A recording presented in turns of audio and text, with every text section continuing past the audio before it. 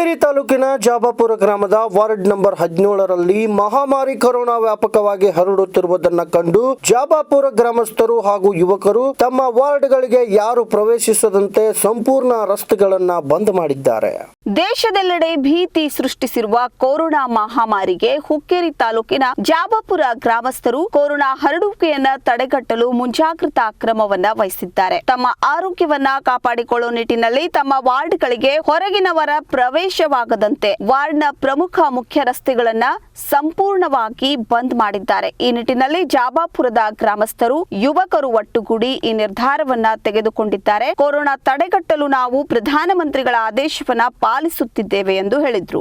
ಇದು ನಮ್ದು ಹುಕ್ಕೇರಿ ಬರುವಂತ ಜಾಬಾಪುರ ಗ್ರಾಮ ವಾರ್ಡ್ ನಂಬರ್ 17. ಅದು ನಮ್ಮ ಸಾರ್ವಜನಿಕರಲ್ಲಿ ವಿನಂತಿ ಮಾಡ್ಕೊಂಡ್ರೆ ಒಟ್ಟು ಯಾರು ನಮ್ಮ ಮಾತು ಕೇಳಲಿಲ್ಲ.